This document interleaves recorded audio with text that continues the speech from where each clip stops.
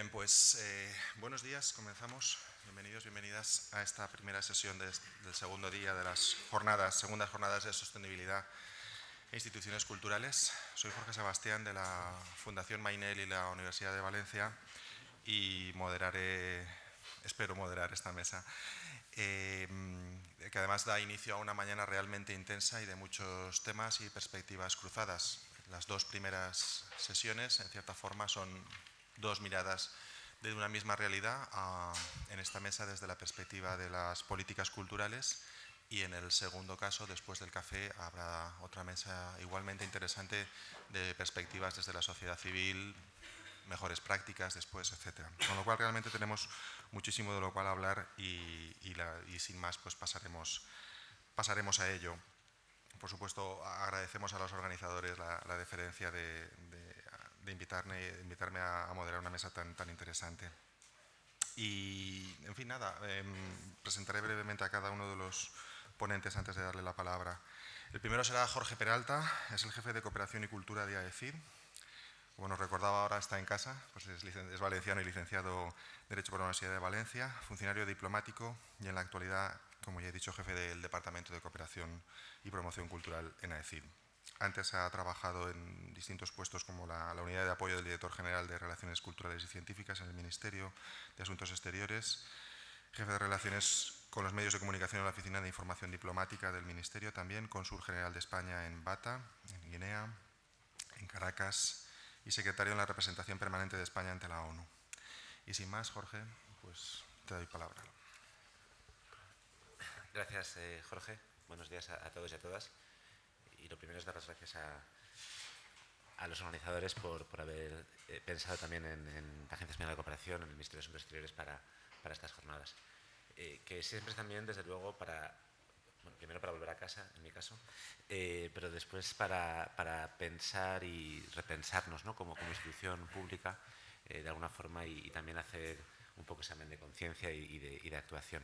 Y desde luego también es bueno, y lo hablaba con Isabel, para de alguna forma estrechar el contacto y el diálogo con la sociedad civil, partiendo de una premisa que luego desarrollaré, que es el papel de las administraciones públicas, de la administración general en este caso, en todo lo que tiene que ver con la práctica cultural.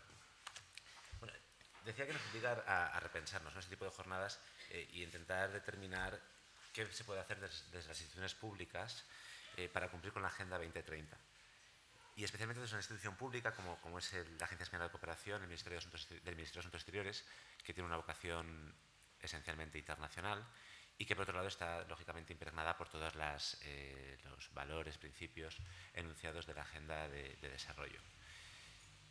Lo primero que podemos hacer, desde luego, es contribuir a la conformación de dicha agenda. Sabéis que las negociaciones en cualquier foro diplomático, las negociaciones de la Agenda 2030 se llevan desde el Ministerio de Asuntos Exteriores y, por lo tanto, somos parte, de alguna forma, destacada, en la medida en que un Estado como España lo es, un país como España lo es, en lo que tiene que ver con el resultado final de esas negociaciones que son siempre complejas y que obligan, en última instancia, pues, a una serie de compromisos que en muchas ocasiones se traducen en la adoptación, como no puede ser de otra manera, del mínimo común denominador.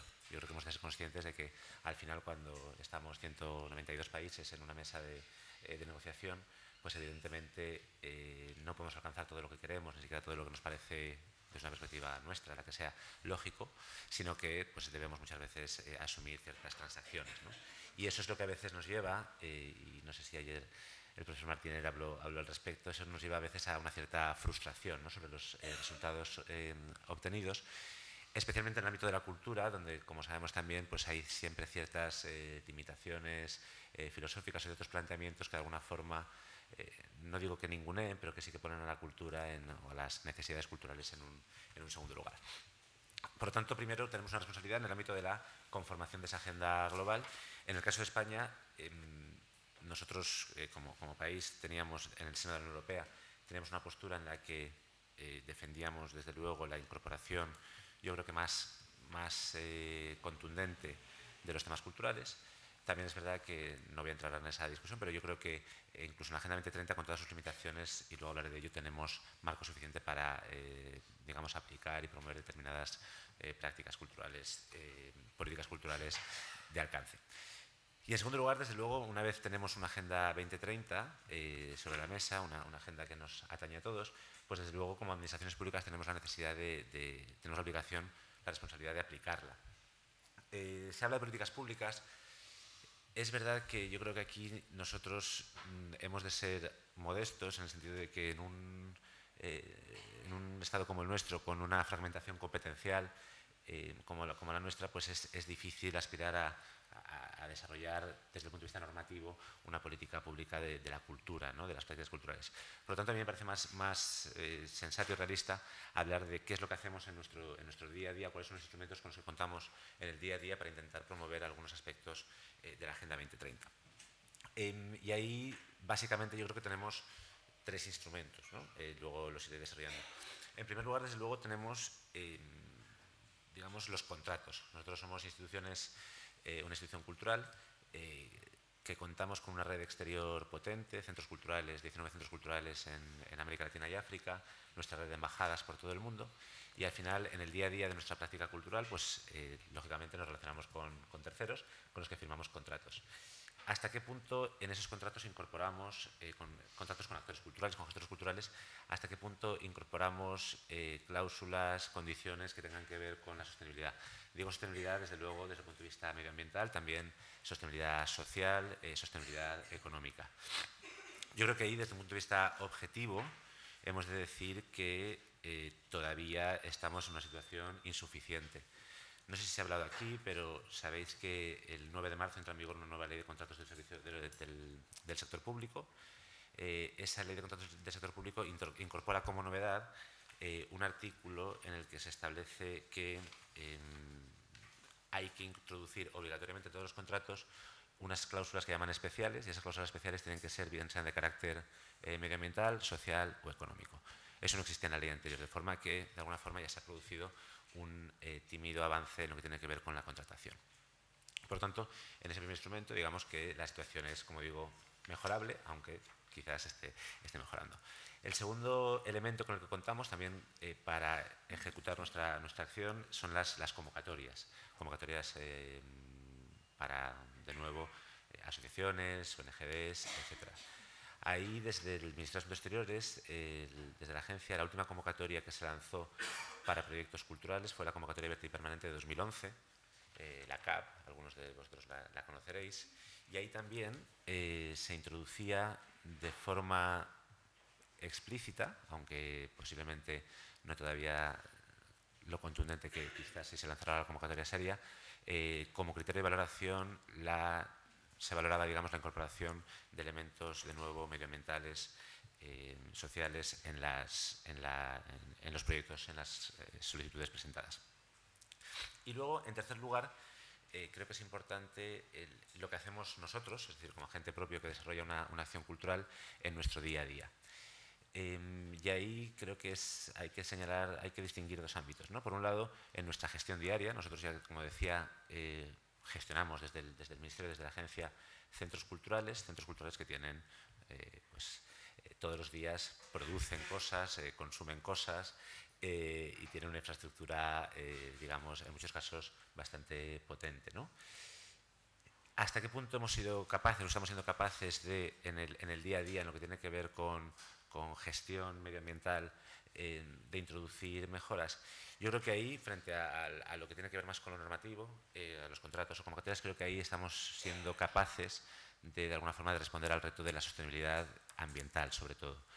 Medidas como ahorro energético, medidas como promoción de la movilidad en bicicleta, por ejemplo, a través de aparcamientos en los centros culturales, medidas como todo lo que tiene que ver con las 3 Rs, incluyendo, por ejemplo, reciclaje de material electrónico obsolescente, etc. Todo eso lo estamos incorporando desde nuestros centros culturales, me parece que de forma bastante decidida.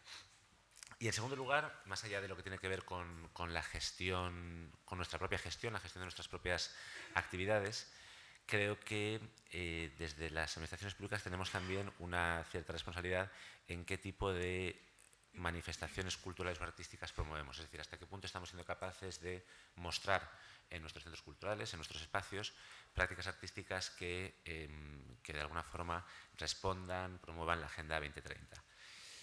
Ahí yo creo también que que estamos de alguna forma, no voy a decir que estamos siendo exitosos, pero sí que somos conscientes de esa necesidad.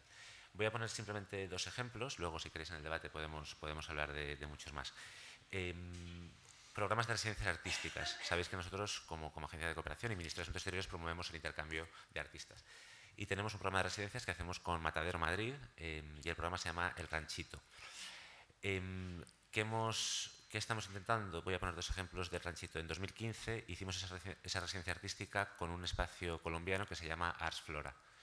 Ars Flora es un espacio colombiano que está especializado en las relaciones entre arte y naturaleza, de forma que privilegian todos aquellos discursos que, de alguna forma, vinculan y reflexionan sobre cómo el arte interacciona con recursos naturales, medio ambiente, etc.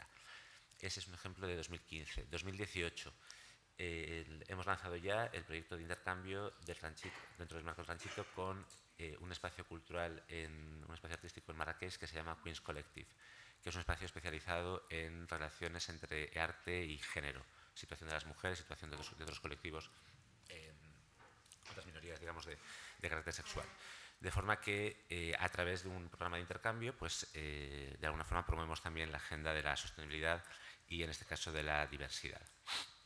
Otro ejemplo, por no extenderme, el tema de la accesibilidad, porque luego si queréis también reflexionamos sobre conceptos ligados a la sostenibilidad, que yo creo que puede ser desde luego diversidad, accesibilidad. Y ahí hay un elemento que nos preocupa y que creo que sobre el que creo que debemos reflexionar, y es partiendo de la base de que no habrá institución cultural si no hay acceso a la cultura y si no hay acceso cuanto más universal a la cultura, y partiendo también de la base de que ese acceso hoy se hace a través, en muchos casos, de los medios digitales, nos parece que todo lo que tenga que ver con promover el acceso universal, y no solo acceso, sino la capacidad de saber a qué se está accediendo y la capacidad incluso de incidir en lo que se está accediendo, pues desde luego tiene un papel fundamental. En ese sentido, me gustaría aquí mencionar el proyecto que se llama Laboratorio de Ciudadanía Digital. Es un proyecto de nuestro Centro Cultural en México que lo que pretende es formar a jóvenes adolescentes en la utilización de los medios digitales y mostrarles las potencialidades creativas, pero también críticas de los medios digitales. De forma que estamos así consiguiendo crear, desde luego, ciudadanos que acceden a la cultura, que acceden a la red y por lo tanto a la cultura, y que acceden con una mirada crítica a esa cultura. Muy brevemente también, nosotros también como agencia de cooperación tenemos una responsabilidad en el apoyo a otros estados en vías de desarrollo, a cómo desarrollan sus políticas culturales. Y también en esa dimensión de nuestro trabajo estamos incorporando la lógica de la sostenibilidad. Un ejemplo muy claro, el Programa de Patrimonio para el Desarrollo. Sabéis que se trata de apoyar digamos, la rehabilitación, preservación, puesta en uso de patrimonio vinculado no a la herencia española, a la herencia histórica española, cada vez menos. En ese sentido, otro ejemplo concreto, estamos iniciando este año el apoyo a la restauración de la mezquita de Yené, en Mali. Quizás alguna la conozcáis, es una mezquita, digamos, una de las obras más importantes de la arquitectura en barro musulmana. Pues nuestro apoyo tiene que ver con que esa mezquita sea iluminada mediante energías renovables, de forma que estamos vinculando, por un lado, el respeto a la identidad, el cultivo de la identidad propia, y por otro lado, la introducción de medidas medioambientales. Creo que tengo poco tiempo, de forma que yo creo que, si te parece, Jorge, lo dejo aquí y luego más adelante podemos quizás retomar algunos elementos que hayan salido. Perfecto, muchas gracias. Pues tiene la palabra, en segundo lugar, Juana Escudero. Juana es licenciada en Derecho por la Universidad Complutense y además es especialista en estudios jurídicos y económicos de la Unión Europea y en propiedad intelectual e industrial. Desde marzo del 2000 es directora del área de cultura de la Federación Española de Municipios y Provincias, la FEMP, de cuya Comisión de Cultura ha ocupado la secretaría desde 2003. Antes ha ejercido como abogada especialista en propiedad intelectual e industrial. Y bien, su campo, como ahora nos contará, es fundamentalmente pues, la profesionalización de la gestión cultural y vertebrar la cooperación entre los agentes culturales públicos y privados, que es precisamente nuestro tema. Con lo cual, Juana, cuando quieras. Muchas gracias a Marta, muchas gracias a la Red Española de Desarrollo Sostenible, a la Universidad de Valencia y a todos por estar aquí un viernes a estas horas para para escucharnos, así que espero ceñirme y ser sintética a lo que quiero decir. La fortuna de caer, no ahora corriendo desde el AVE, sino de haber podido asistir ayer a toda la jornada interesante y llena de contenidos a la que tuve el placer de asistir, es que he intentado adecuar lo que quiero contar a lo que ya se ha venido diciendo. Y vamos a intentar establecer enlaces y, bueno, en ese intento espero además ser muy breve y que luego haya ocasión para conversar entre nosotros y también con los demás componentes de esta mesa. Todo sucede en un lugar, en un pueblo o en una ciudad. Y desde ese punto de vista, la Federación Española de Municipios y Provincias, que yo represento y en la que soy responsable de Educación y Cultura, cubre absolutamente todo el territorio de España. Ahora mismo existen 8.176 gobiernos locales en España, de ellos más de 7.000 son de menos de 5.000 habitantes, aunque la mayor parte de la población vive en las grandes ciudades. España todavía es muy rural y está compuesta de entidades locales de muy poquita población, muy dispersa en el territorio, y por eso la FEMP tiene mucho sentido, tanto en el ámbito de asistencia, de provisión de recursos, de generación de redes y demás, como en el ámbito de reivindicación política de una segunda descentralización de competencias que en España está pendiente. La primera descentralización hacia las comunidades autónomas, todos la conocemos y la vivimos, y además asistimos a cómo los gobiernos autonómicos replicaban prácticamente la estructura del gobierno central, pero la segunda descentralización está por hacer. El reconocimiento de las competencias bastantes y de los recursos suficientes para que los gobiernos locales atiendan el sinfín y el sinnúmero de necesidades y de políticas que de hecho desarrollan es otro de los afanes de la FEMP. Y en ese ámbito creo que entra de pleno y con todo el sentido esta empresa universal de conseguir los objetivos de desarrollo sostenible que la comunidad internacional nos hemos dado, ¿no? Desde luego, ningún cambio va a poder suceder sin la complicidad y el compromiso de los gobiernos locales. Ayer se decía aquí y se dijo varias veces que los ODS requieren un cambio cultural, un cambio de paradigma. Y eso necesariamente pasa porque los lugares en los que vivimos, en los que se desarrolla nuestra vida, nuestras relaciones, nuestra profesión, nuestro desempeño, nos permitan, si no nos induzcan y nos compelan a ello. Así que en ese ámbito y en este cometido los gobiernos locales son imprescindibles, ¿no? Sin políticas locales que permitan a los ciudadanos como individuos y como colectivos, a las empresas, al tejido asociativo, al tejido empresarial, a las industrias, a los profesionales, avanzar en este sentido, esto no va a ser posible. Pero es que además ayer decía Alfons en su magnífica intervención inicial que él tiene su malestar, ¿no?, con la transversalidad de la cultura, pero bueno, en este reparto, esta forma en que fragmentamos la realidad desde las administraciones para intervenir en ella, y entonces generamos concejalías o consejerías o ministerios de medio ambiente, hacienda. Todo eso está actuando sobre la misma realidad. Yo ahora que veo a mi hijo estudiando, siguen utilizando las plantillas que usábamos nosotros de pequeños sobre el territorio, coloca el mapa físico, luego el mapa político, luego, a mí eso me gusta mucho también por una obsesión que tiene una entre tantas otras, que es no confundir nunca el mapa con el territorio. Y nosotros lo hacemos porque torpemente como humanos, al abordar la realidad, al intervenir, como decía Jorge, desde nuestra responsabilidad de poderes públicos, la fragmentamos, la troceamos y a veces se nos olvida que estamos interviniendo, actuando sobre la misma realidad, sea desde urbanismo, hacienda, desarrollo económico. Y en ese sentido, la transversalidad en la gestión, la transversalidad de la cultura en la gestión es más necesaria que nunca. El urbanismo se tiene que impregnar de las consideraciones de la dimensión cultural que conlleva cualquier intervención que se haga en ese orden. Cualquier decisión de las haciendas locales también, de turismo, y en esa lucha de que la gestión que la gestión de todas las áreas se impregne transversalmente de las consideraciones culturales, estamos desde la Comisión de Cultura de la FEMP y desde el área de cultura, y ahora más que nunca impulsados para la consecución de los ODS. Porque entonces veis que sí, que lo que está detrás es un concepto, como también decía ayer Alfons, antropológico de la cultura.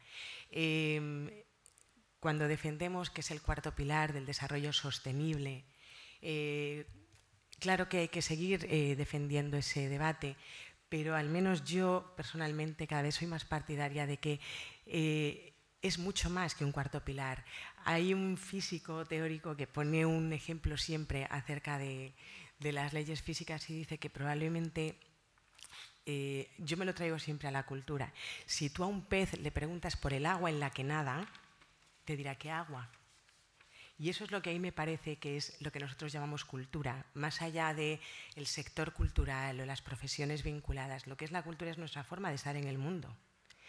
Y a partir de ahí podemos inducir ese cambio de paradigma que necesita la realización de los ODS. Ahí juega también el papel de la ciudad como educadora. Las ciudades tienen y mantienen desde hace décadas ya, aun sin tener también ningún reconocimiento competencial en el ámbito de la educación, mantienen el grueso de las enseñanzas artísticas en España, del aprendizaje a lo largo de la vida, las enseñanzas infantiles, las que permiten la conciliación, pero también la formación de los niños y las niñas desde edades muy tempranas, que con el tiempo se ha visto que deciden en buena medida su incorporación exitosa a la formación académica y profesional posterior y a un mayor nivel formativo y de preparación. Los gobiernos locales son también instancias de primer orden de educación y de formación de ciudadanía deliberada, como cuando se lleva a cabo a través de las acciones de educación y de cultura, pero también, como os decía, en su acción cuando lo hace en cualquier otro orden. Ayer una mujer muy inteligente del auditorio decía, me encantó, ¿qué es la cultura para quienes no se dedican a la cultura? Y esa pregunta es central. Ahí es donde yo creo que los gobiernos locales inciden de una forma decisiva, ¿no? Y a partir de ahí pues llegamos a la Agenda 2030. Y bueno, yo personalmente os cuento cómo se vincula la FEMP desde el área de cultura a esta Agenda 2030 y al compromiso por traerla a la realidad. Y es que hace unos meses Marta García Haro nos invitó a la FEMP a un encuentro en la Universidad Complutense con Laura Pando, a la que tuvimos ayer la ocasión de escuchar aquí, que contó el periplo, el viaje de Alice Bicycle hasta influir en el Arts Council England, que ayer también nos presentaban cómo. Y a partir de ahí vimos claro que éramos varias instituciones culturales y de otros órdenes las allí convocadas, vimos claro que había que ponerse a trabajar, que el ámbito cultural no puede quedarse al margen, por un lado, de la consecución, de contribuir a conseguir esos ODS, con todas las prevenciones que ayer explicaba aquí el profesor Belver, que yo creo que hay que tener muy presentes, pero no solo contribuyendo, sino también implantándolas en nuestra propia acción. Y a partir de ahí, bueno, también la Red Española de Desarrollo Sostenible ha elaborado un documento que he visto que está siendo muy seguido y muy suscrito, y eso es fantástico porque es la expresión de una declaración de voluntad política. Hay una declaración de compromiso de las ciudades con la Agenda 2030 de Desarrollo Sostenible, está todo en la web, que la FEMP junto con la red está difundiendo y está haciendo que muchísimos gobiernos locales se vinculen y, por tanto, incluyan la consecución de los ODS entre sus objetivos de política y entre los objetivos que tienen también que observar en su gestión y en su tarea de gobernanza. A la vez, Ciudades y Gobiernos Locales Unidos, que no sé si conoceréis, pero es la asociación municipalista de orden mundial que aglutina a todas las federaciones nacionales de municipios, a todos los gobiernos locales del mundo, ha generado también un documento de referencia que se llama Objetivos de Desarrollo Sostenible, lo que los gobiernos locales deben saber. Y deben saber, como os decía, en esa doble dimensión para el desarrollo de sus políticas y en la ejecución de sus políticas. Además, bueno, conoceréis, hay un montón de documentos, por fortuna. Todos los ODS son locales, hacia una agenda de acción para Hábitat 3. Es una declaración hecha en Nueva York en septiembre de 2015 y es una declaración de los representantes de las redes de gobiernos locales y regionales reunidas en el Global Task Force. Bueno, como veis, la implicación de los gobiernos locales con los ODS, aparte de ser insoslayable, está siendo real y está siendo activa. ¿Qué compromiso tiene ahora mismo la FEMP? Aparte de muchos otros y otras dimensiones y áreas de trabajo en las que me gustaría, ojalá después podamos entrar. A partir de este encuentro y de la conformación de ese grupo informal que se está creando y que nos venimos reuniendo y proponiendo acciones en Madrid, lo que hacemos es llevar desde la Secretaría de la Comisión de Cultura a la Comisión de Cultura de la FEMP una propuesta para que la Comisión de Cultura se vincule expresamente con la consecución de los ODS. Y así en la reunión de 23 de noviembre de 2017 la Comisión de Cultura de la FEMP adoptó dos compromisos. Uno, por un lado, trabajar en la elaboración de una declaración institucional de la FEMP que elevar a la Junta de Gobierno y que por tanto sea proclamada en nombre de todos los gobiernos locales y propuesta a todos los gobiernos locales en el sentido de vincularse y comprometerse en la cultura y mediante la cultura en la realización de los ODS y, por otro lado, generar todo un banco de recursos, de herramientas para que los políticos locales y los gestores locales puedan llevar a cabo su acción en línea con el cumplimiento de los ODS y de tantas acciones que ya aquí se han propuesto y que se terminarán de proponer a lo largo de la mañana. La principal potencia que tiene la FEMP es su capilaridad. Estamos en contacto inmediato y directo con todos los gobiernos locales de España, de forma que somos no solo una correa de transmisión, somos como un nódulo nervioso que inmediatamente entramos en comunicación con ellos. Además, los gobiernos locales son responsables de más del 90% de la contratación cultural que sucede en España. Si eso se hace con los criterios que exponía ahora Jorge y si se hace con la conciencia de qué queremos conseguir, imaginaos el efecto multiplicador que esto puede tener. Y bueno, traía un símil con las temporadas de igualdad. Ayer también hablábamos de cómo la consecución de los ODS de ninguna manera puede ir desvinculado de las conquistas y las luchas por la igualdad y de los nuevos feminismos. Y en efecto hay un modelo en las temporadas igualdad en Francia que se instaló y se ha venido progresivamente ampliando en todas las artes escénicas, que trabajaba la implantación progresiva de la igualdad en tres ámbitos: en los contenidos, en la programación, tanto en la autoría como en los relatos que se contaban, las perspectivas desde las que se contaban, los repartos de las funciones que se montaban, en la gobernanza de las artes escénicas, es decir, los equipos artísticos, técnicos y de gestión, y en la comunicación. Y yo creo que es trasladable a la consecución de los ODS también por los gobiernos locales, bueno, y por todos en nuestros distintos y propios ámbitos, ¿no? Juana, tendríamos que... Seguimos, luego terminamos. Perdona. Nada. Muy bien, pues intervendrá a continuación el profesor Pau Raussell. Él es economista y profesor titular del Departamento de Economía Aplicada de aquí, de la Universidad de Valencia, y director del área de investigación en Economía de la Cultura y Turismo Econcult. No sé si a estas alturas Pau necesita presentación después de tantísimas intervenciones y publicaciones en el ámbito local, nacional e internacional. Pero, en fin, ha publicado numerosos libros y artículos en revistas especializadas. Interviene habitualmente en seminarios y conferencias nacionales e internacionales sobre temas como las ciudades creativas, las relaciones entre cultura, innovación y desarrollo y el impacto económico de la cultura. Ha participado en procesos y estudios de planificación cultural para territorios como Cataluña, la Comunidad Valenciana y la Ciudad de Valencia, y las Canarias, Madrid y la Comunidad de Madrid, entre otros, además de dirigir y participar en proyectos de investigación competitivos nacionales y europeos. Y sin más, Pau, la palabra es tuya. Bueno, pues muchas gracias, Jorge. Muchas gracias, Marta. Es siempre un placer que te inviten y además que estés en casa, que eso da cierta seguridad. y por eso, porque tenía esa seguridad, me he lanzado al ruedo. Y estoy muy nervioso porque yo creo que ya no sé hablar sin PowerPoint detrás, ¿no? Y además sentado, que son pero lo voy a intentar, lo voy a intentar.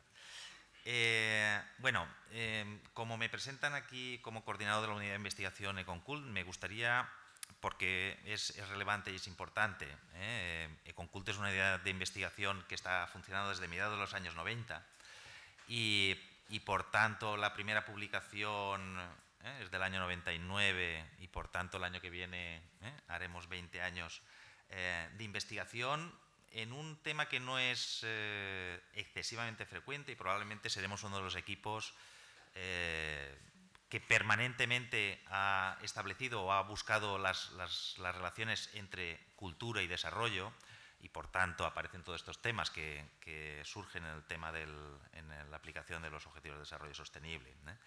Y en esta larga trayectoria pues, nos hemos encontrado pues, con mucha gente que está participando en este evento, pues desde Alfons Martinell, que desde la ECID establece la primera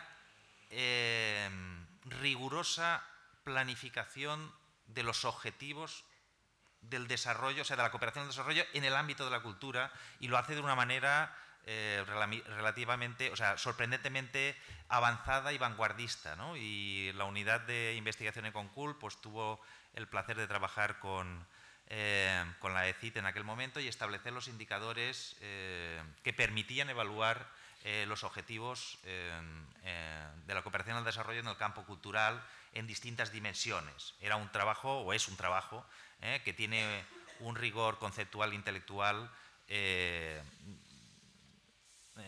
diferencial, quiero decir, incluso a nivel europeo o global, ¿no? Hemos trabajado también con la Federación de Municipios y Provincias, con distintos proyectos, pero alguno como el proyecto Báculo, que era un barómetro de la cultura en el ámbito local, que pretendía también establecer algunos indicadores alrededor de la consecución de objetivos, muchos de ellos que tenían que ver con el desarrollo sostenible en el ámbito local, ¿no? Y en este proceso pues también hemos pues llegado a establecer o recomendar y participar en procesos de planificación cultural, pues tanto en el ámbito local como en el ámbito regional, incluso como en el ámbito internacional, y desde el 2009 que estamos con proyectos europeos que tienen que ver desde el proyecto Sostenuto, que establecía la relación entre cultura, innovación social, económica, cultural, institucional en el ámbito europeo, y también el proyecto CreativeMed, que trataba de establecer las relaciones entre desarrollo y cultura. Aquí también cabría citar un excelente encargo que nos hizo también la ECID sobre un monográfico sobre cultura y desarrollo. Cultura y desarrollo local, en este caso concreto, que es una monografía publicada por AECID. En este sentido yo diría que tenemos cierto bagaje para tratar de analizar, es decir, qué aporta el campo cultural al desarrollo de los objetivos de desarrollo sostenible. Bueno, y en este sentido podemos hablar, bueno, si hacemos un repaso a algunos de los objetivos donde el campo cultural tiene cosas especialmente importantes que decir, ¿no? Si hablamos de salud y bienestar, pues hay unos trabajos excelentes de un investigador italiano que calcula cuánto nos ahorraríamos en políticas sanitarias si nos gastáramos más en política cultural, porque hay una relación evidente entre prácticas y hábitos y consumos y participación cultural y cuestiones que tienen que ver con el bienestar y la salud y la esperanza de vida. Por tanto, estas aportaciones son relevantes para la consecución de este objetivo de desarrollo sostenible. ¿Y qué hay que decir de la educación de calidad? Aquí podría citar un trabajo que hicimos nosotros también, que era la relación entre las prácticas de la enseñanza musical y las actitudes, los hábitos y los resultados académicos. Es un proyecto, el proyecto Amure, que desarrollamos aquí en la Comunidad Valenciana alrededor de las relaciones entre la formación musical y el rendimiento académico, ¿no? También muy interesante, y donde las relaciones, bueno, esto también hay mucha literatura muchas evidencias sobre esa relación entre la educación artística, las prácticas artísticas, el comportamiento en el ámbito de la cultura y la calidad de la educación. Alrededor de la igualdad de género es que las evidencias son tan abrumadoras, es decir, en el campo cultural probablemente es donde se da paradójicamente esta contradicción de la que hablaba Juana, que es evidente aquí. Estamos en un mundo, en el campo cultural, donde probablemente el 80% del interés y el consumo y la participación es femenino, el 75, el 80, y donde probablemente seguimos en modelos de creación, producción, gestión controlados, gestionados por hombres. Es decir, el campo cultural es donde se evidencia de manera mucho más clara y mucho más nítida el problema de la igualdad de género, ¿no? Si hablamos de trabajo decente y crecimiento económico, pues de esto aportamos muchísimas evidencias.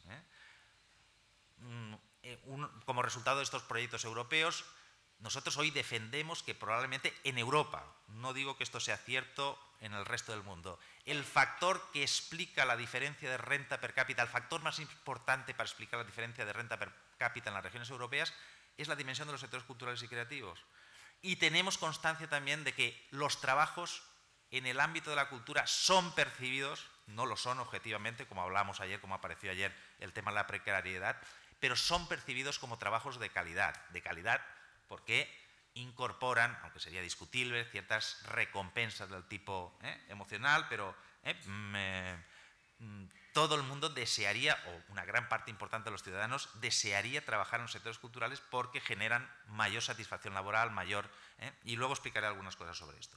Si hablamos de industria e innovación, bueno, pues ahora estamos precisamente en un proyecto 2020 donde el papel de la cultura y la creatividad es el elemento más importante para explicar la innovación en los modelos productivos en el ámbito europeo. Por tanto, también aportamos muchas evidencias. ¿Qué decir sobre las ciudades y las comunidades sostenibles? Las ciudades al final son comunidades, es decir, no es el espacio físico, no es el mapa, es el conjunto de relaciones entre los individuos que están en un determinado tiempo y territorio. Esos son ciudades y esos son espacios locales, y aquí también tenemos muchas evidencias. Bueno, y en el resto del conjunto de los objetivos de desarrollo sostenible, la cultura, el campo cultural es el proveedor de valores, es decir, el que nos convence. Yo recuerdo un economista, David Anisi, que decía: si uno está remando en una galera, lo hará por alguna de estas razones, o porque lo recompensan, porque le pagan, que sería el mercado, porque le convencen, porque este es el campo cultural, o porque le obligan, que este sería el poder de la fuerza. Pero aquí hay que entender, el campo cultural no es un contrapoder, el campo cultural es una fuente de poder. Es una fuente de poder que interactúa con otros tipos de poderes, como el poder económico, como el poder militar, como el poder... es el poder simbólico. Y aquí hay que tener cierto cuidado con cierta lectura buonista, es decir, podemos utilizar el campo cultural para la consecución de los objetivos de desarrollo sostenible, pero también la sacralización de la idea de la unidad de España es un constructo cultural al que le han dedicado mucho tiempo poetas, artistas, cineastas, literatos, y el relato del nacionalismo catalán es un constructo cultural. Y por estas cosas no solo perseguimos objetivos de desarrollo sostenible, sino segregamos, odiamos, matamos, y los hombres violamos a las mujeres, a partir de relatos de poetas, cantantes, literatos. Por tanto, estamos jugando, o jugamos, y a veces jugamos aprendices de brujo. Estamos hablando de un elemento que tiene una importancia esencial en el comportamiento, en los valores, en las actitudes de los seres humanos. Y por tanto hay que tener, es decir, hay que otorgarle la relevancia y la importancia que tiene en el campo cultural. Pero si vamos un poquitín más allá, y también volviendo a algunas de las aportaciones de Alfons de ayer, bueno, esto de los objetivos de desarrollo sostenible no es un fin en sí mismo. Esto es una herramienta, es un instrumento para mejorar el bienestar, la utilidad, la felicidad de los individuos, de los seres humanos.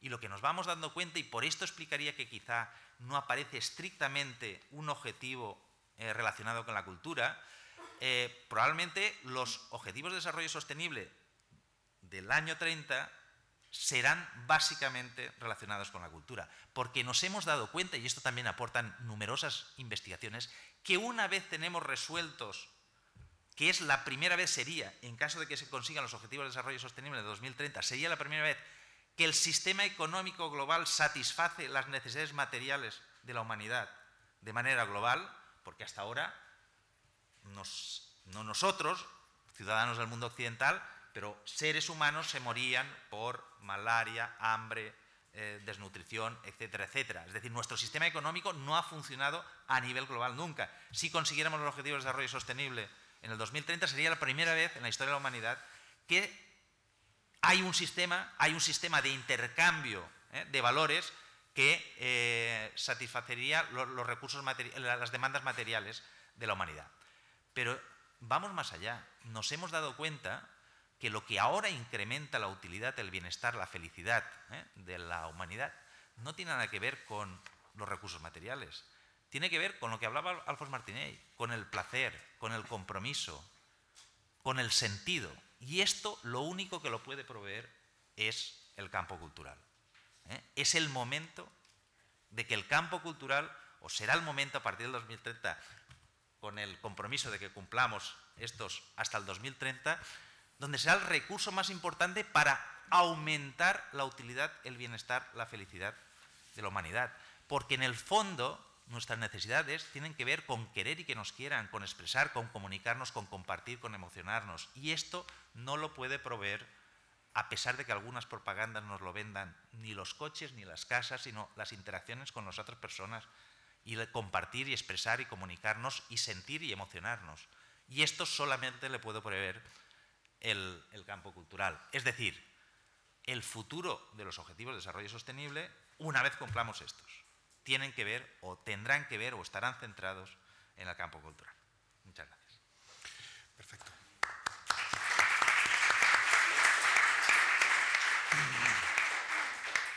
Gracias, Pau. Pues interviene en último lugar Isabel Legalo Flores.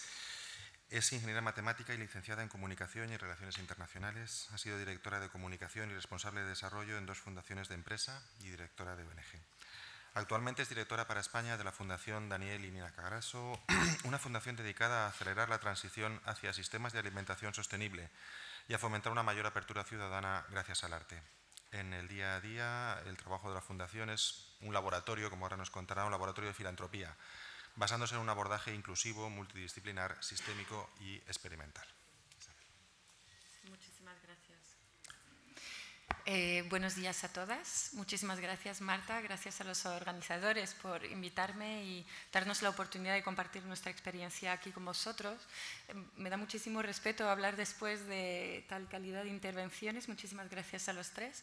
Realmente hablo yo en cuarta posición por orden lógico, porque la visión que hemos pensado aportar aquí a esta mesa es la de la sociedad civil. Es decir, los ODS no los vamos a conseguir desde un solo lado, lo sabemos todos. Sabemos que se espera de la sociedad civil, de las ONGs, de la financiación privada también, que encontremos la manera de trabajar con las políticas públicas y con la financiación pública y con toda la sociedad para lograr esos cambios.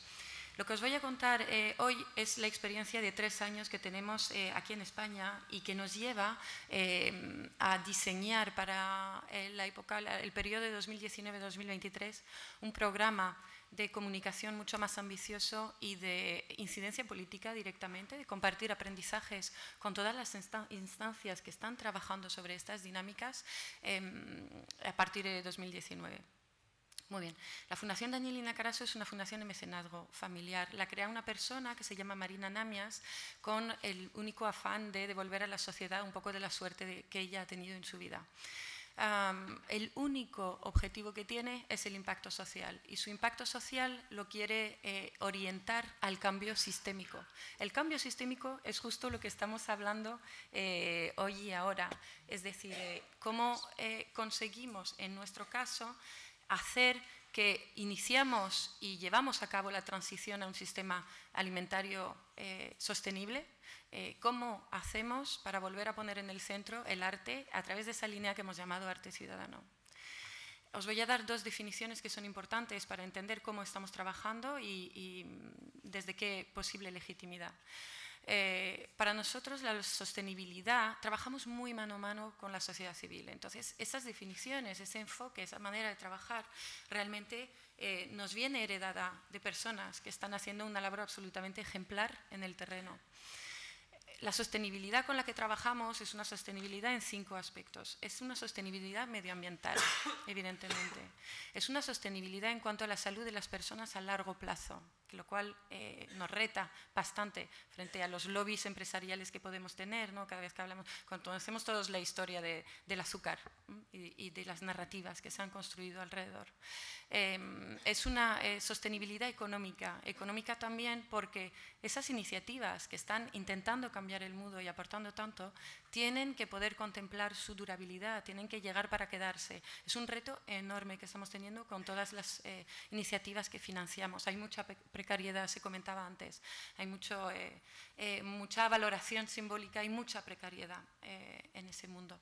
Es una sostenibilidad social, es decir, que estamos hablando de iniciativas que contribuyen a trabajar sobre las injusticias sociales que hay y que activamente trabajan para desarrollar modelos inclusivos. Y finalmente es una sostenibilidad filosófica de manera de habitar el mundo, es ecofeminismo, es cuidar lo que producimos y es cuidar el recurso reproductivo que lo permite.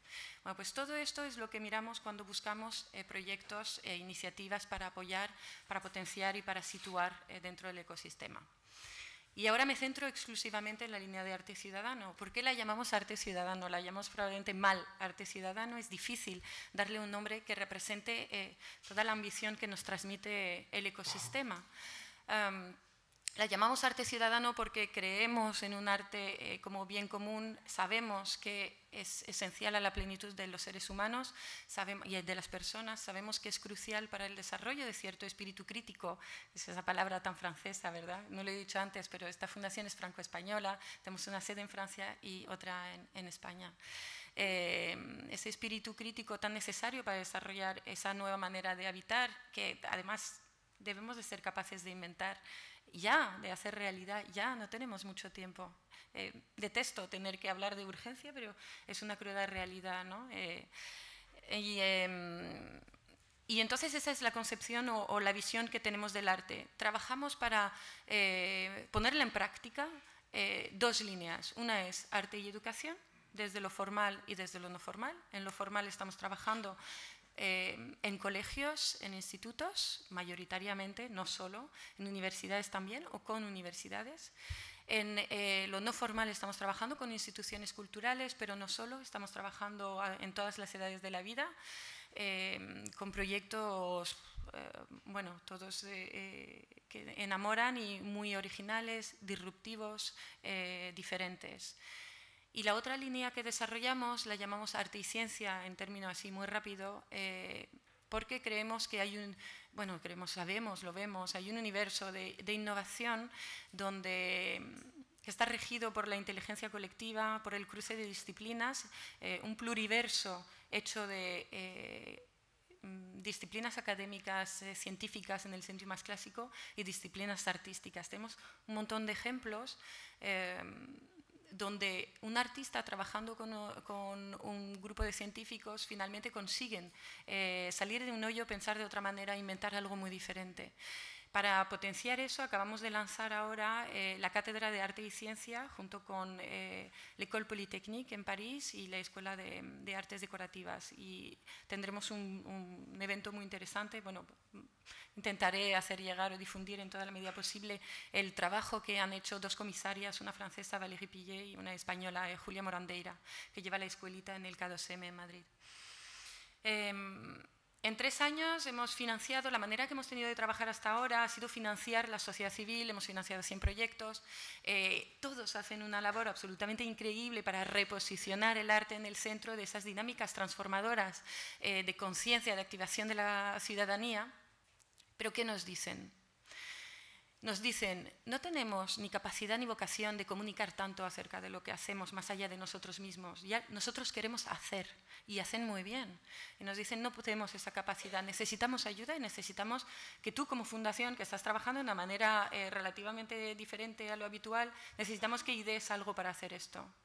Y necesitamos tu ayuda también para hablar con los poderes públicos, con las administraciones, con los fondos públicos, porque ahí tampoco llegamos. Muchos de estos proyectos, sobre todo en alimentación, que es donde más hemos avanzado con la dinámica también de ciudades, son muy activistas y el contacto con las fuerzas políticas no es tan sencillo. Y nos lo piden también. Entonces, ¿qué es lo que hemos decidido hacer? Yo tampoco me siento con la legitimidad de hacer ninguna de esas dos cosas. Pero hemos decidido poner en pausa un año nuestras convocatorias, somos un equipo muy pequeño, somos 4 en España, dejar de financiar proyectos durante un año, poniendo en práctica el dicho de vísteme despacio que tengo prisa,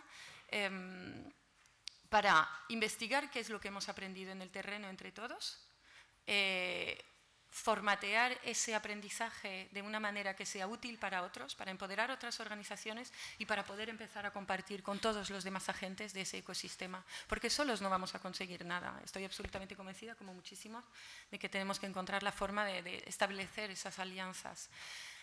Y de hecho lo dice ese ecosistema más rompedor, ¿no? Más disruptivo, más implicado, con mayor compromiso. Y me he perdido. ¿Qué estaba diciendo? Sí, para recoger esos aprendizajes, para formatearlos, para comunicarlos, pero no necesariamente nosotros mismos, sino con la ayuda de otros agentes, de otras ONGs, otras asociaciones, otros think tanks, etc. Y para trabajar sobre un programa de incidencia política, sobre un programa de alianza a partir del cual esas iniciativas que están teniendo tantísimo calado y tantísima fuerza puedan contagiar, trabajar con administraciones públicas. Eso es el plan ambicioso y es un poco lo que yo me sentía con la responsabilidad de traer aquí, la visión que nos están dando desde el terreno, gente muy activista que trabaja desde la cultura para cambiar la sociedad.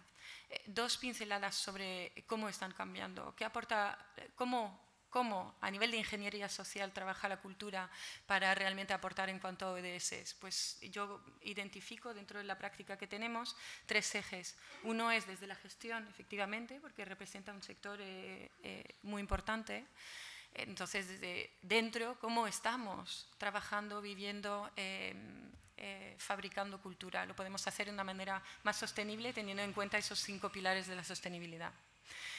La otra es la activación de la ciudadanía a través de programas donde todo el mundo interviene, para programas participativos, de concienciación. Hay un montón de programas, de premios para un arte comprometido. Veo aquí a gente que trabaja en el día a día en eso, instituciones culturales que transmiten también su trayectoria sobre cómo han ido pensando la cuestión de la legitimidad como institución cultural para empezar a querer, por ejemplo, poner en el centro del debate político el cambio climático. Y por fin está ese cruce de disciplinas.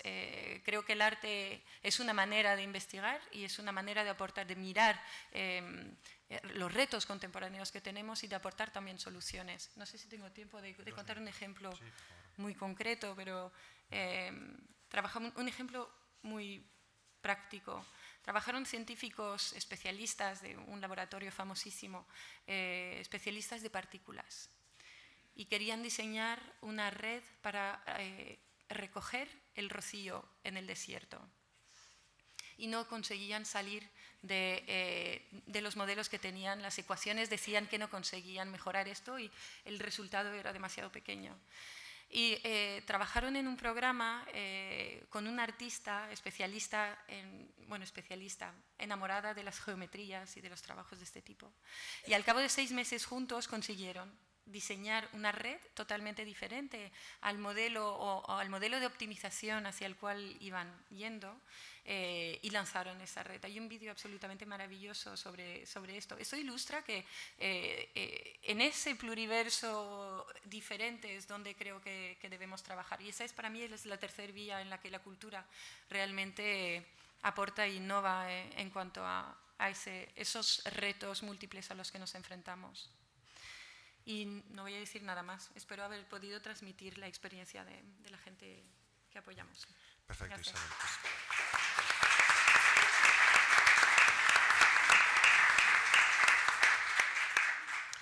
Muy bien, pues tenemos algo más de media hora, o aproximadamente media hora, para un debate que promete ser muy interesante.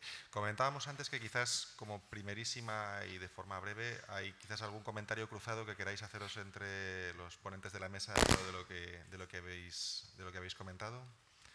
¿Alguno querría tomar la palabra en este sentido? ¿Me lanzo yo o nos lanzamos al público también, como queráis? Vale, pues quizás yo os daría un pequeño empujón, en el sentido de... ha salido ya aquí un poco también el sentido de la urgencia. Y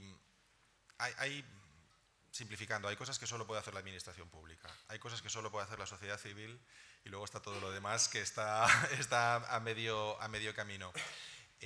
Quizás pensando en las tres personas que por investigaciones o por responsabilidades, ejercicio de responsabilidades, estáis más directamente vinculados al ámbito de lo público, ¿qué vía, qué herramienta concreta, que puede ser un ejemplo, pero en fin, ¿cuál sería vuestra apuesta ganadora desde vuestra experiencia y desde vuestra responsabilidad a la hora de decir, mira, por aquí, no sé si hemos empezado o nos gustaría empezar o estamos todavía muy lejos, pero ¿podéis identificar prácticas claramente de éxito o al menos de reflexión que os parezca necesario compartir? Esto es un empujón y lo sé. Sí, está bien. Bueno, empiezo. Gracias. Yo creo que ahí, vamos, no es tan fácil, pero voy a intentar por nuestra parte. Tienes razón en la urgencia, ¿no? No sé si ha salido aquí el concepto de, creo que es Marina Garcés, que habla de que estamos en una era póstuma, ¿no? Es decir, ya no es post, sino que estamos acercándonos pues quizás al final, y eso pues nos interpela a todos.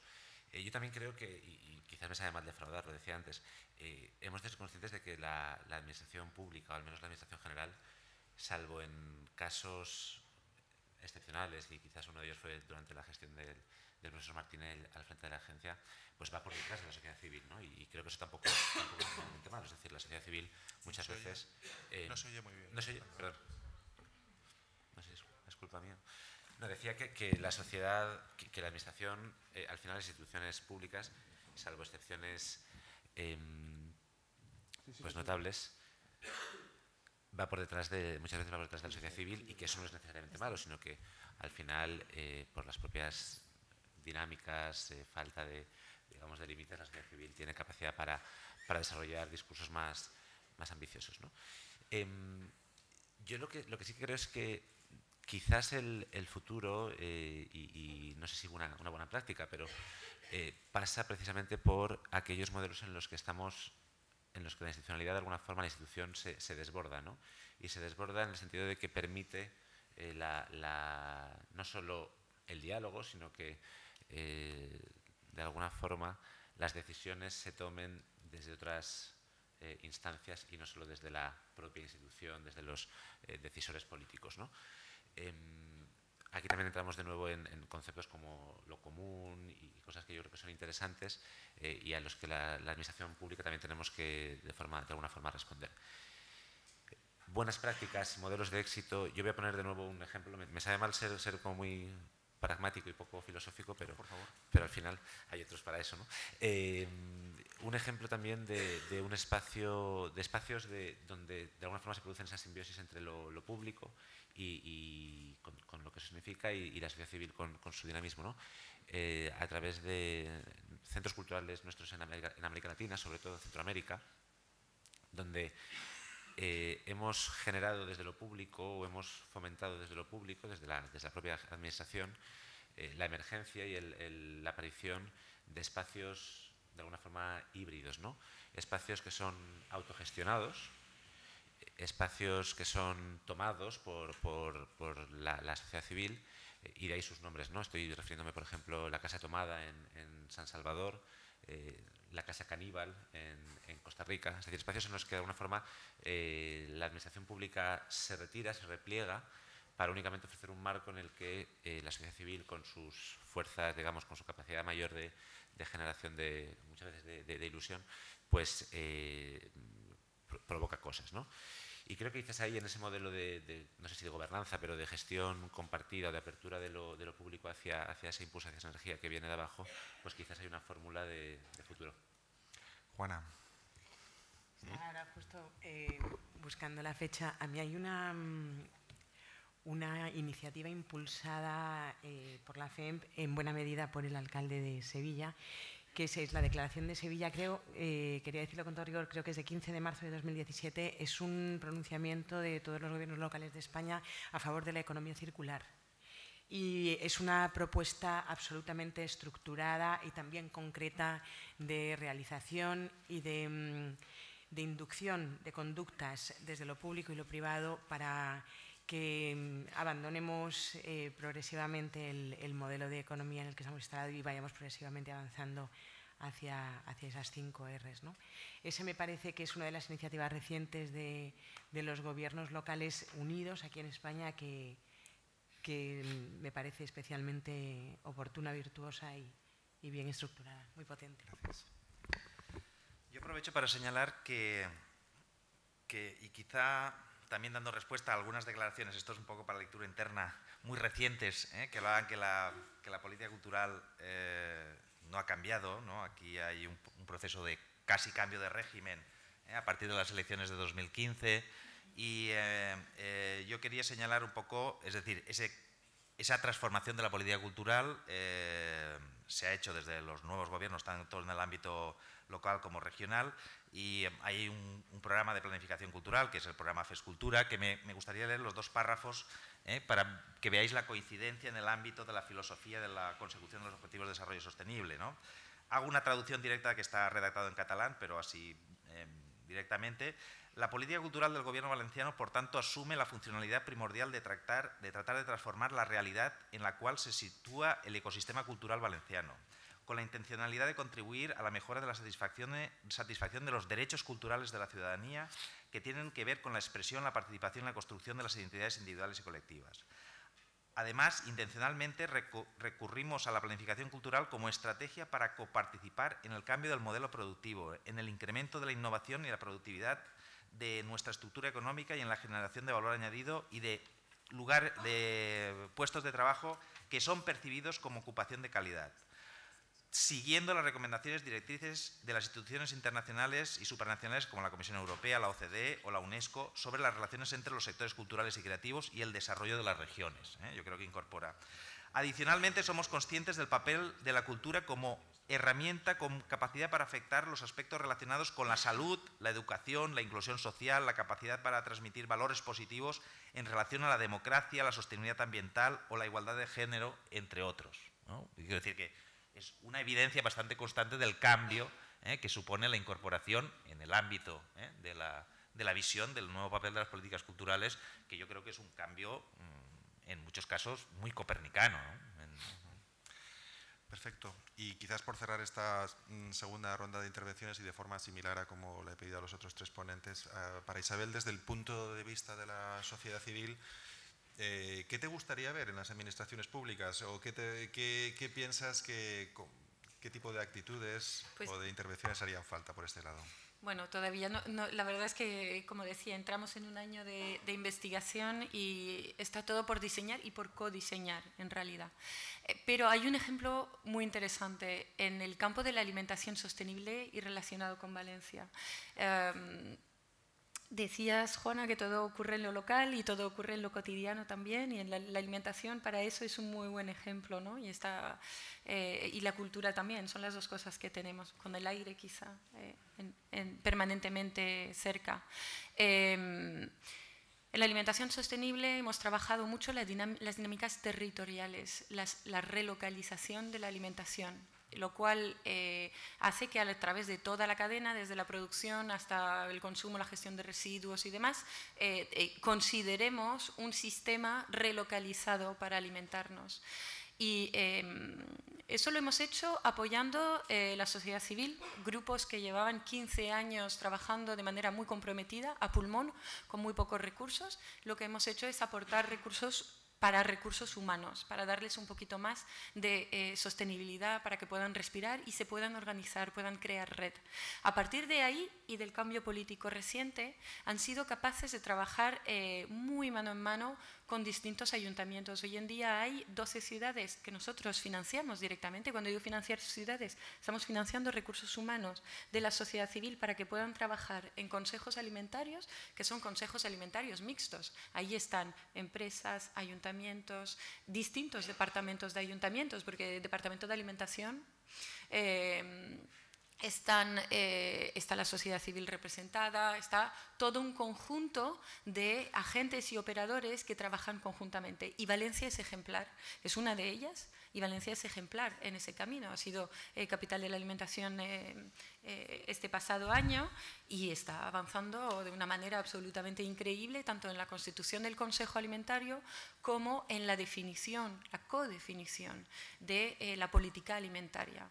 No sé si, yo creo que de ahí podemos aprender mucho porque está funcionando y es una tendencia mundial, de hecho. La manera en que las ciudades españolas se están coordinando a través de esa red y cómo están trabajando, está siendo referente a nivel internacional también. Entonces, a mí me cuenta mucho de ingeniería social, entre comillas, de cómo podemos trabajar todos juntos. Quizá en la cultura nos puede aportar también, pero no tengo la respuesta mágica. No, por supuesto que no. Por eso estamos aquí. Y efectivamente este es el momento seguro para escuchar propuestas, ideas, preguntas, comentarios y esto. Con lo cual tenemos un micro inalámbrico como ayer y allí hay una pregunta, el joven de jersey rojo y otra detrás. Bueno. Hola, buenos días. Primero que nada, me ha encantado la mesa, quizá porque comparto vuestra visión y me encantan los proyectos que habéis contado, cómo trabajáis y vuestra profesionalidad. Y la verdad es que me ha gustado mucho todo lo que habéis dicho, la verdad. Quiero hacer una reflexión, 2 preguntas prácticas y una queja, ¿vale? La reflexión es que nos quejamos, ayer pasó, hoy también, de los políticos como si no tuvieran nada que ver con nosotros. Al final es la sociedad la que elige a los políticos y creo que todos deberíamos pensar de verdad a quién estamos eligiendo para estar en las instituciones. Trabajar con las instituciones es muy complicado, con los gobiernos, porque los tiempos que tiene y la burocracia que tiene es infinita y es lo más frustrante que hay. Con respecto a lo de FEScultura, el documento está muy bien, lo sacaron el año pasado, pero de ahí a la aplicación, o sea, un poquito una de cal y otra de arena, ¿vale? De ahí a la aplicación aún hay un trecho, porque en Valencia hemos avanzado, pero porque veníamos del desierto cultural, que esto era la purria absoluta.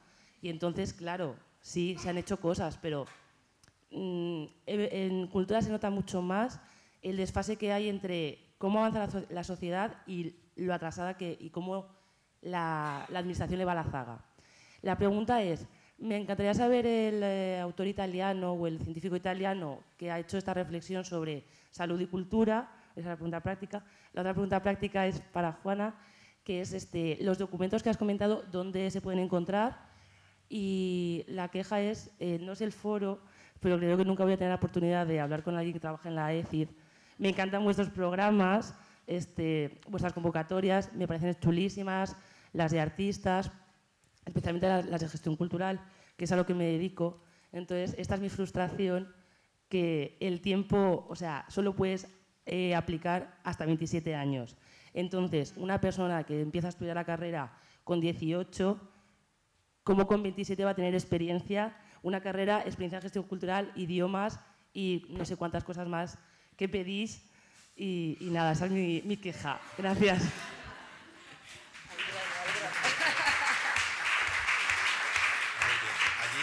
Sí, ahí había una segunda pregunta y por alusiones. Adelante. Adelante. Sí, a ver, buenos días, lo primero a todos.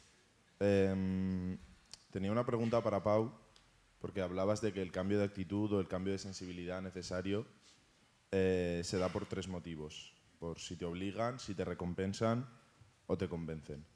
Entonces me gustaría que me explicases cómo la cultura puede hacer cambiar a una sociedad que, muy entre comillas, lo tiene todo, que está viendo como día a día muere gente de desnutrición, lo que estabas diciendo, ¿no?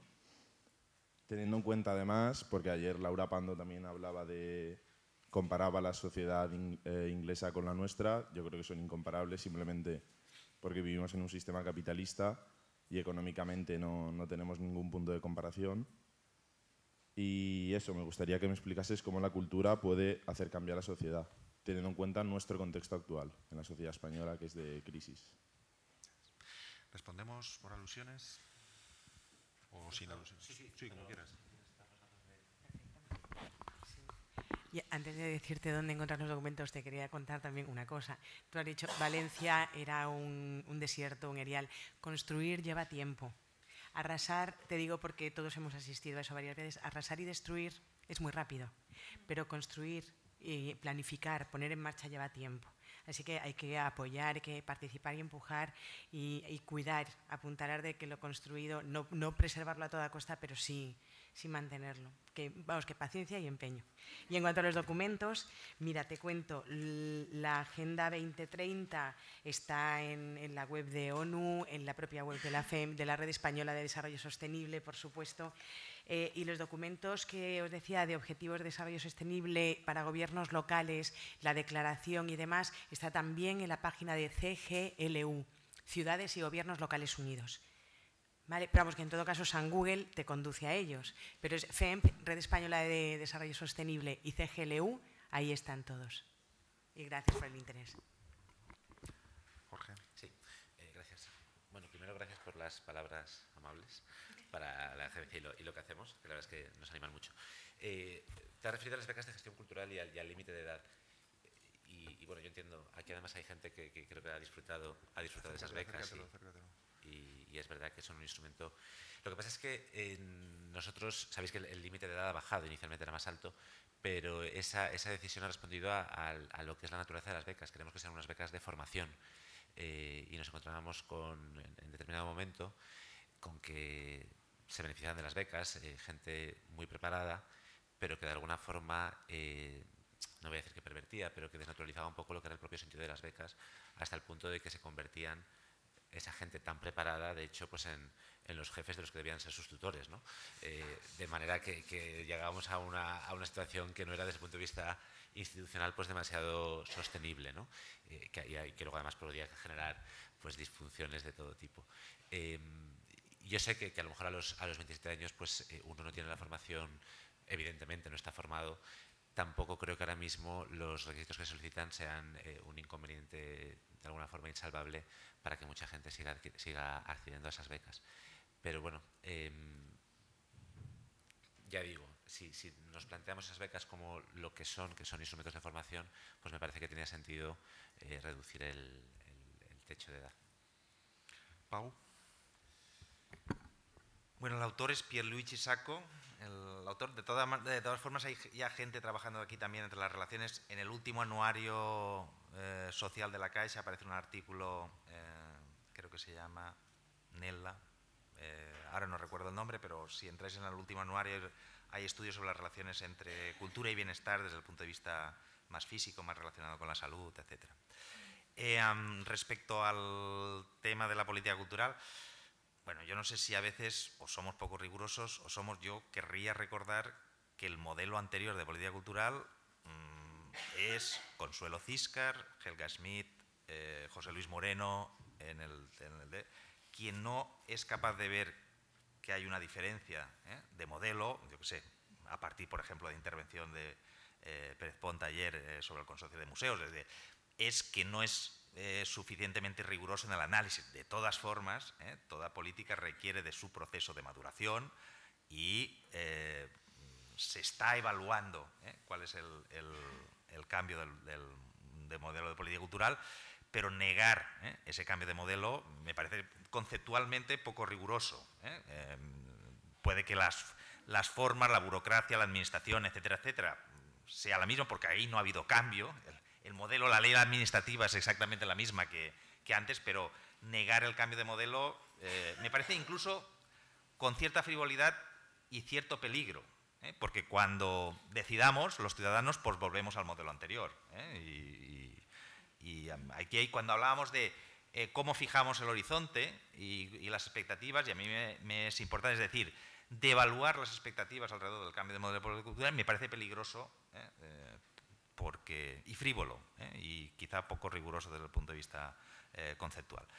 Pero, en fin, cuando hablamos de legitimidades, los que tienen legitimidad para determinar la política cultural son los que ganan las elecciones en un modelo de democracia representativa, que son nuestros representantes, a que a veces se presenta la estructura política confrontada al mundo de la cultura. Los que tienen legitimidad para determinar qué hacemos colectivamente en el ámbito de lo simbólico son los políticos, que son los que elegimos democráticamente, y este es el funcionamiento de la democracia representativa.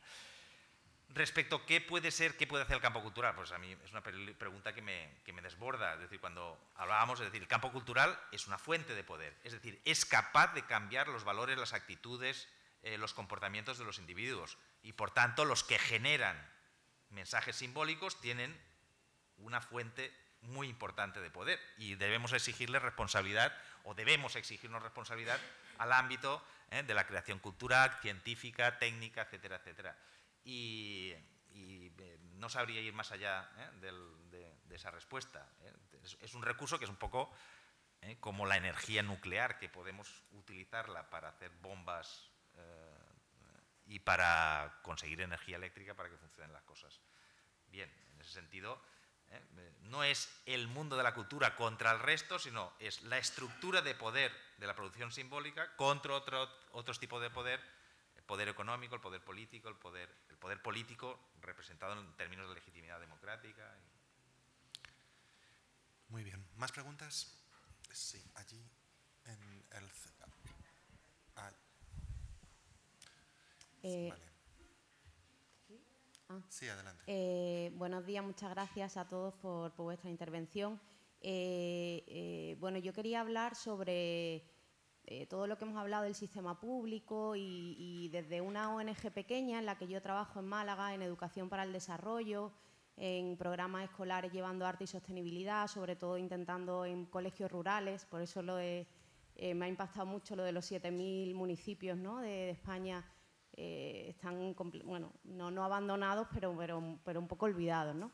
Entonces, yo vengo de trabajar 12 años en el Museo Picasso Málaga en un entorno completamente diferente, y ahora me incorporo al mundo de la cooperación, y el proceso de trabajar por proyectos y el acceso a las convocatorias tiene un lado perverso en el que el proyecto se tiene que acoplar a una serie de prioridades y de líneas que yo me encuentro con vocabularios de maquillar, o sea, muchas veces la convocatoria en sí te obliga a adaptar una serie de conceptos que igual tu proyecto no está... O sea, ayer hablábamos de los artistas mercenarios, pues hay una parte de la cooperación que también es un poco mercenaria en ese sentido.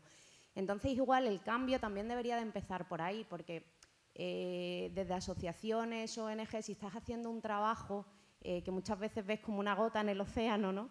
Sí que necesitamos ese respaldo de las instituciones, pero de una manera un poco diferente. Es decir, no solamente de intentar acceder a una serie de convocatorias con una serie de requisitos más o menos complicados, sino igual que, por ejemplo, hay una evaluación al final del proyecto en el que la persona va al terreno, pues previo a esa convocatoria, ver esa ONG que ha sido seleccionada, a qué se está dedicando, que haya un contacto más cara a cara, porque tú cuando elaboras un proyecto no sabes quién lo va a leer, esa persona no te conoce, o sea, todo eso también debería de cambiar para que comenzase a acercarse a las administraciones públicas, a la sociedad civil, en este caso representada por las asociaciones. Igualmente, convocatorias o fondos que son a un año, la Fundación Caraso en eso me parece que está muy bien, porque las convocatorias que ha tenido hasta ahora han sido a 3 años. 3 años te permite desarrollar un programa mucho más a fondo, mucho más... Entonces, realmente ese acercamiento de la sociedad civil a las administraciones públicas debería de pasar necesariamente por una revisión de cómo se trabaja por proyectos y cómo se accede a esas convocatorias, esos fondos públicos, ¿no? Gracias. Había otra pregunta en el pasillo al centro y unas cuantas más. Vamos a ver. Ahí. Vale. La mía rápida. Juana ha hablado de enseñanzas artísticas y, bueno, no sé si son conocedores de que la situación real de las enseñanzas artísticas se consideran como enseñanzas especiales. Y esto tiene que ver bastante con lo que comentaba Alfons Air, de que los derechos culturales no están considerados dentro de los derechos humanos. Entonces, la pregunta que yo me hago es si es sostenible toda esta actividad de promoción artística, de convocatorias, de residencias, de estancias coreográficas que realizan las instituciones en una sociedad que no tiene el libre acceso a la educación en arte o a las enseñanzas artísticas, porque se pagan y están aparte. Vale. Una tercera pregunta, 3 asientos detrás y contestamos. Sí, ahí. Buen día. Muchas gracias. La mesa ha sido muy estimulante y la verdad es que voy a intentar poner un poco en orden lo que quería decir porque habéis disparado tantos elementos y tan ricos que quiero agradecerlo. Una simple cuestión como valenciana y recogiendo un poco el comentario que ha hecho la mujer que ha hablado antes respecto a ese cambio copernicano que nos explicaba y que nos de alguna manera del que nos hablaba Pau Rausell, y estoy de acuerdo y como ciudadana valenciana me felicito por ese cambio, pero entiendo que un comentario o una crítica como la que se ha lanzado desde esta sala hacia la incidencia real de esas políticas culturales en el sector no puede ser leído como frivolidad. Yo creo que la necesidad del sector es algo muy serio y es cierto que las políticas, como bien luego Juana apuntaba, necesitan cambios y que los cambios en las políticas de todo tipo son cíclicos y necesitan pues eso, de un ciclo para verse desarrollar y desenvolverse, pero es cierto. Y los gestores en estos momentos del gobierno valenciano sabían que llevábamos en esta ciudad, en esta comunidad, en este país, 20 y 24 años atravesando el desierto, los sectores culturales. Y el sector cultural esperaba mucho más. Y el sector cultural que ha tenido que sufrir paro, cierres de empresas, cambios de profesión, porque aquí no se podía vivir del sector cultural, estaba ávido y necesitaba cambios rápidos. Yo entiendo que elaborar una estrategia cultural es algo que requiere de años, que requiere de un tiempo para implementarse después de venir de donde venimos, de tantos años de desierto. Pero creo que es muy importante escuchar, recibir y aprender también de lo que el sector está poniendo encima de la mesa, que es que sigue necesitado y que como esas necesidades no se resuelvan, podemos caer en que dentro de 4 años, dentro de muy poco tiempo, volvamos al erial y al desierto, no solo cultural, sino de todo tipo. Entonces yo creo que es muy importante y que es muy necesario escuchar las necesidades del sector y por mucho que entendamos que no es fácil revertir tantos años de travesía del desierto y de desierto cultural, hay que forzar un poco la maquinaria porque había mucha necesidad. Y no solo con una declaración de intenciones y con poner iniciativas en marcha podemos dar respuesta a las necesidades del sector que están ahí,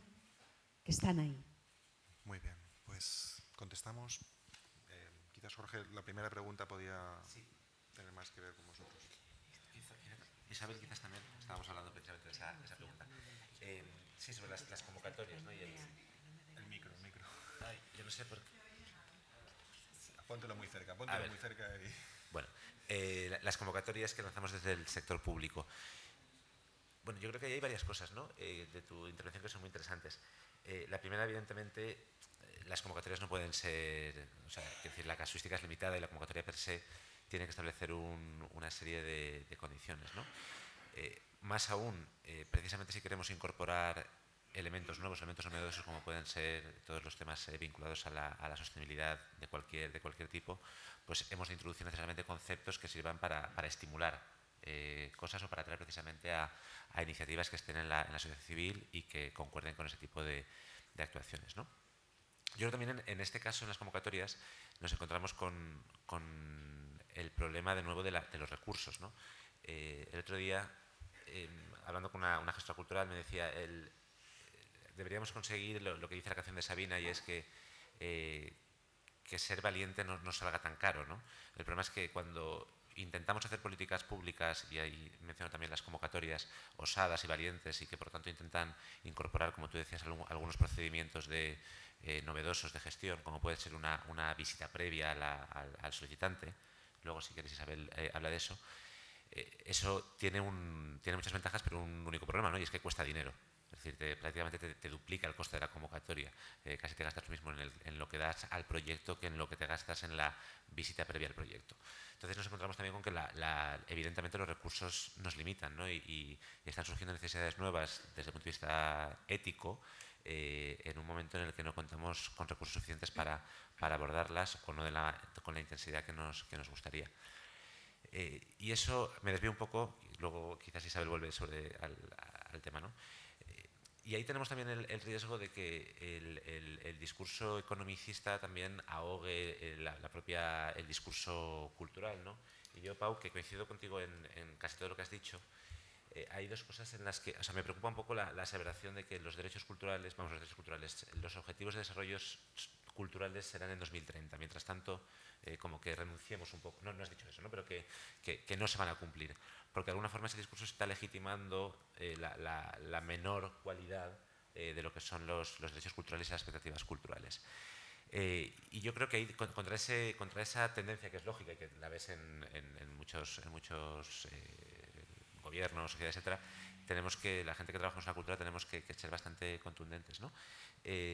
Lo mismo que con el discurso, o sea, ahí también está el riesgo de que nosotros asumamos el discurso de que la cultura solo tiene sentido si es económicamente rentable. Es decir, todas las tesis ahora de la economía naranja, el BID, el Banco Mundial, etcétera, creo que está muy bien en el sentido de que de alguna forma muestran que la cultura tiene un potencial económico, pero que no nos limitemos solo a defender la cultura porque tiene potencial económico, porque si no nos vamos a encontrar con situaciones en las que hay manifestaciones artísticas, culturales, etcétera, que van más allá de ese valor y que también merecen ser defendidas.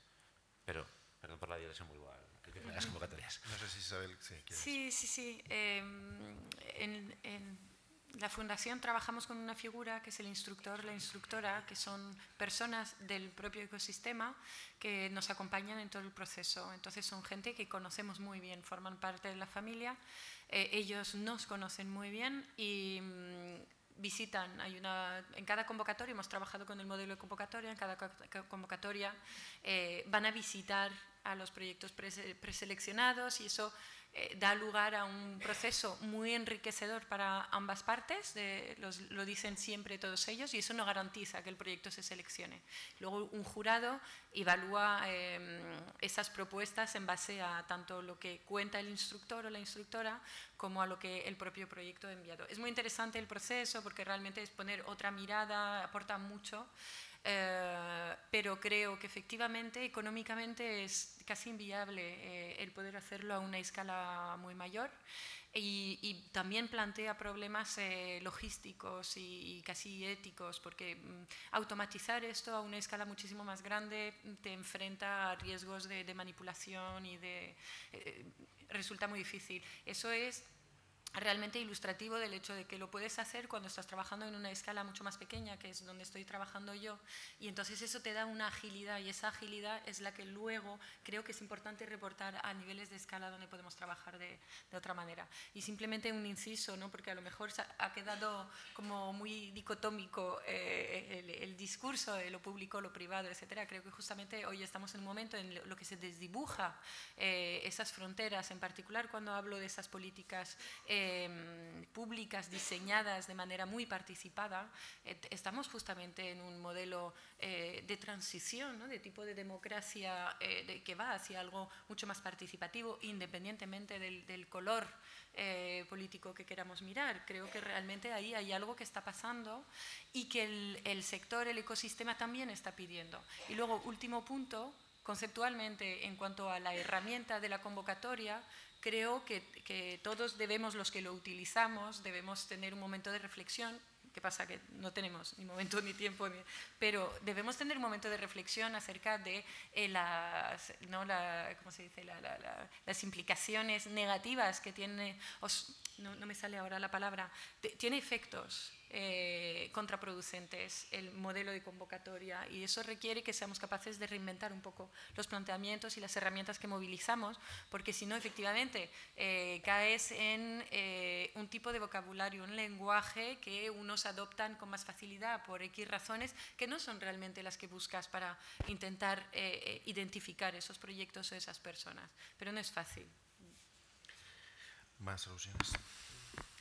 En relación con las enseñanzas artísticas y en efecto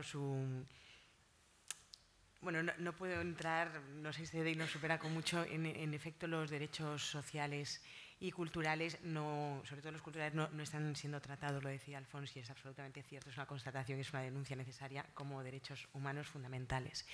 Pero te digo, el papel de los gobiernos locales en el tema de las enseñanzas artísticas, como en todas las demás enseñanzas que están asumiendo y proveyendo a sus ciudadanos, los gobiernos locales no son administración educativa. Los ayuntamientos, los municipios, las provincias no tienen competencia alguna en educación, ninguna. Bueno, tienen algunas como facilitar los solares para la construcción de colegios, colaborar en la vigilancia de la escolarización obligatoria, mantener determinados servicios de mantenimiento de los centros escolares, de los edificios escolares y nada más. Entonces, justo por atender esa necesidad y esa demanda de la ciudadanía, están impartiendo en las mejores condiciones que pueden, que no son para nada las óptimas, pero sí intentan la provisión universal y la accesibilidad universal y demás, enseñanzas artísticas. Hay un Consejo Superior de Enseñanzas Artísticas en España, auspiciado por el Ministerio de Educación, Cultura y Deporte, en el que están presentes las administraciones educativas, también asociaciones de estudiantes, otros colectivos, y el AFEMP en ese amplio consejo tiene un representante. Que te digo que acudimos en virtud de esas competencias, porque ahí no sé si se tiene en cuenta todo lo que sí se está facilitando y proveyendo. Y una de las reivindicaciones constantes es, en efecto, que esa especialidad no suponga que no es un derecho que se reconoce con carácter de universalidad a todos los ciudadanos. Y por otro lado, te digo, en paralelo, la Comisión de Educación de la FEMP está trabajando, sabéis que hay una subcomisión para un pacto social y político de Estado por la educación, creado por la Comisión de Educación y Deportes del Congreso. Fíjate que es sintomático, en 2 periodos de 6 meses en los que ha trabajado, los gobiernos locales no han sido citados para comparecer ante esa subcomisión. Lo hemos pedido reiteradamente. Se ha citado para comparecer a quien imagines, pero a los ayuntamientos y a las diputaciones que están facilitando a la ciudadanía recursos educativos, todos y más, pues no hemos sido citados, y sí hemos elaborado un documento muy prolijo con técnicos de educación de toda España, municipios de todo tamaño y rango y representatividad territorial, para que en el informe final de esa subcomisión se tenga, ojalá, en cuenta la necesidad de que las enseñanzas artísticas sean impartidas en esas condiciones. Esa es una de las 14 reivindicaciones que contiene el documento. Mil gracias.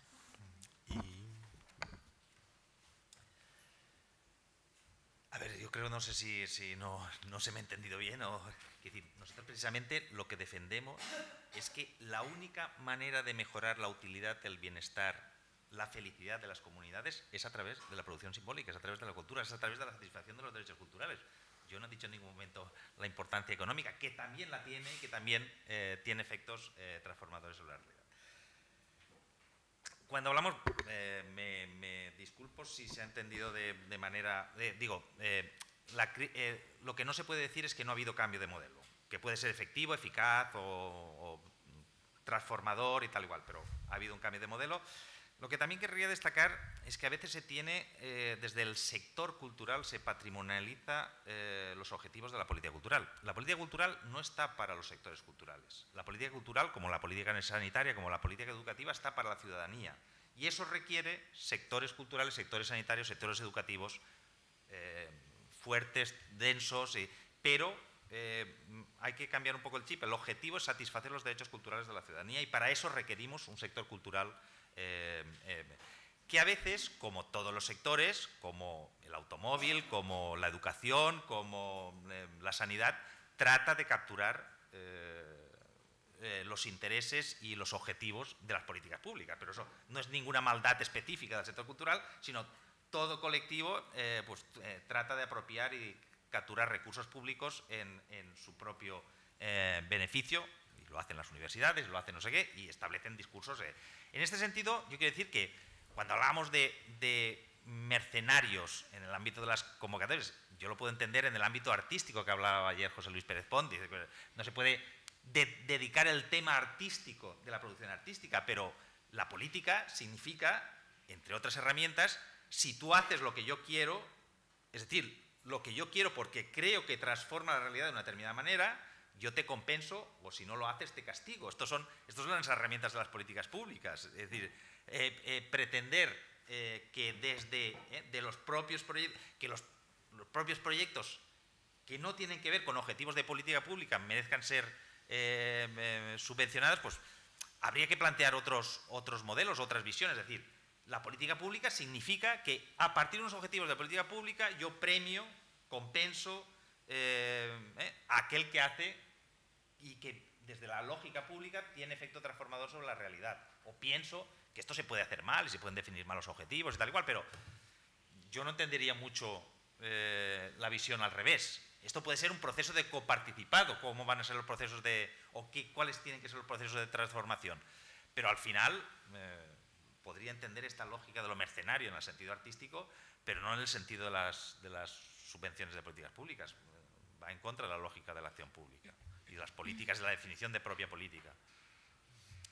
Muy bien, pues siendo la hora que es y siendo conscientes de que hay preguntas muy interesantes, creo que ahora vamos a tener, como ayer, un café en la planta de arriba en la cual podemos seguir comentando todo ello. Muchísimas gracias a público y ponentes por una sesión interesantísima.